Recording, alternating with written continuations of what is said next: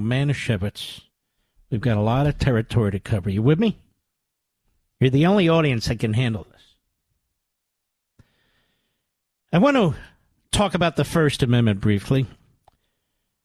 One of the great experts on the First Amendment and other parts of the Constitution is a gentleman by the name of Nathan Lewin. Nathan Lewin has litigated in front of the Supreme Court and America's appellate courts more times than I can count. He's a brilliant man. He's taught at Harvard and Columbia and Georgetown and University of Chicago. But he, with his brilliant daughter, they run their own firm. They bring their own cases. Big, big cases. Big Supreme Court cases. Big First Amendment cases.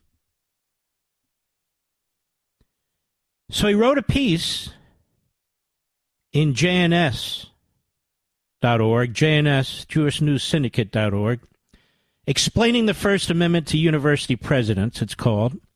Shockingly, the presidents of Harvard, Penn, and MIT do not know that the First Amendment does not protect anti-Semitic hate speech or support for terrorism.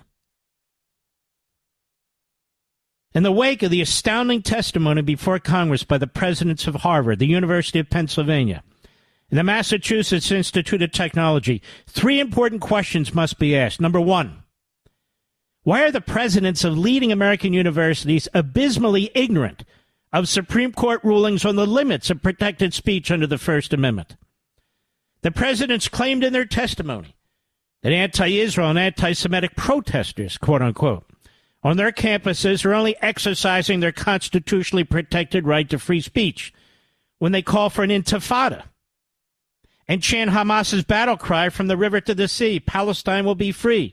Both clear calls for violence against Israelis and Jews.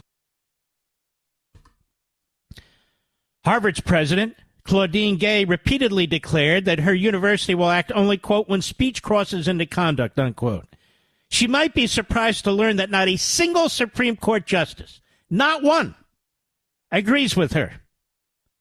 In fact, it's unlikely that the three presidents have bothered to read the most recent definition of First Amendment speech guarantees as exercised by all 9 Supreme Court justices, albeit in various opinions.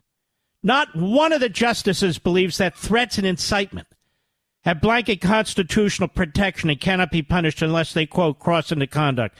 This is this Sonny Hostin on The View, another pathetic buffoon. And the other legal analysts on TV who don't know a damn thing. It's incredible. That's why you're here. We know a lot of things. On June 27, the United States Supreme Court decided a case titled Counterman versus Colorado, which dealt with harassment on the social media site Facebook. The case generated much discussion precisely because it dealt with the issue of what limits can be placed on speech protections.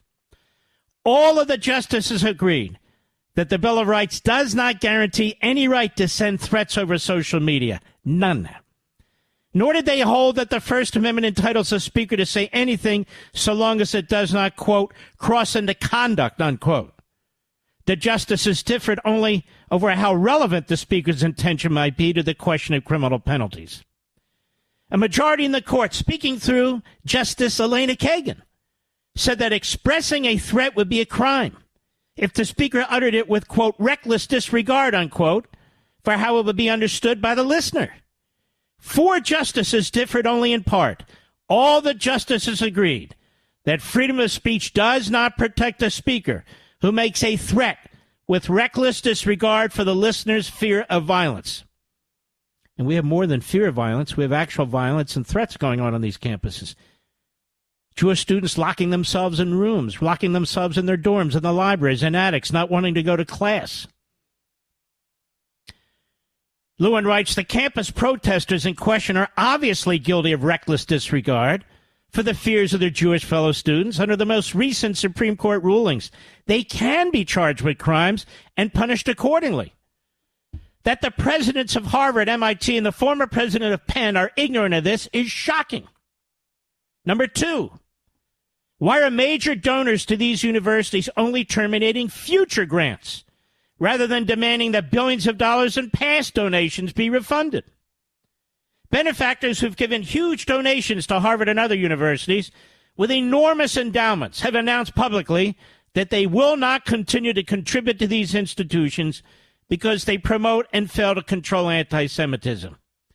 It is possible that this may influence public declarations of university administrators who are unhappy that the flow of funds has been interrupted.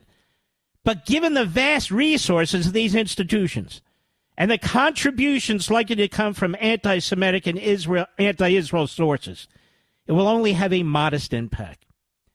A far more powerful response would be for major donors to file lawsuits seeking to recover the billions of dollars they've donated in the past. They could do so on the grounds that these donations were secured by false representations that claim the universities were providing proper, meaningful education to their students. And I might add an important footnote here. Parents who've paid the tuition of their kids to be students at these universities, they would have the same cause of action with different facts. The same cause of action to get their tuition back. For example, Harvard's original charter of 1650 stated its students will be taught knowledge and godliness, quote unquote. Contributors have now discovered that Harvard does not abide by this charter. Instead, it egregiously violates it by nurturing hate and violence against Jews. As such, donors are legally entitled to recover the funds they were convinced by Harvard's false representation to provide. Again, same with the students. And three, and finally, why are no federal grand juries investigating the probable violations of American anti-terrorist laws committed by organizers and participants in pro-Hamas public protests? In 1996, Congress enacted the Anti-Terrorism and Effective Death Penalty Act, which makes it a criminal offense to provide, quote, material support to foreign terrorist organizations, unquote. Violating this law can be punished with a long prison sentence. The Supreme Court, with Chief Justice John Roberts writing for a 6-person majority, upheld the law in 2010 and rejected claims that its restriction of, quote, material support, unquote, for terrorism violated First Amendment rights of free speech and free association. The case is Holder versus Humanitarian Law Project in 2010. Advocating for a terrorist organization and supporting its activities, even if they constitute otherwise lawful protest, violates this provision of the Federal Criminal Code. Organized protests supporting Hamas, accompanied by costly printed signs, customized uniforms and caps, the Palestinian flags, assuredly qualified as, quote, material support, unquote, for Hamas. And I bet if they look further during discovery, they'll find money there, too. So Nat Lewin asks this. Why has the Department of Justice under Attorney General Merrick Garland, a descendant of Holocaust survivors, failed to initiate a federal investigation into these probable violations of America's anti-terrorism laws? Why has not one U.S. attorney impaneled a federal grand jury and subpoenaed witnesses? These are just some of the questions that an American lawyer must ask in these turbulent times. And now he has set the record straight, as I have, quite frankly, on the First Amendment. These threats are not protected. These mobs and what they are arguing for is not protected. The Supreme Court has said so. Every member in their own way has said so. And under Joe Biden and Merrick Garland, not a single U.S. attorney has brought a single charge against anybody. Nobody. What about some of these faculty members that go out there and celebrate these threats and the violence and Hamas, a terrorist organization? I said before, we're not required to fund this. In America, we're not required to provide safe havens for homegrown and foreign supporters of terrorists and terrorism and turn the other cheek. That's not academic freedom. That's not free speech. That's quite the contrary.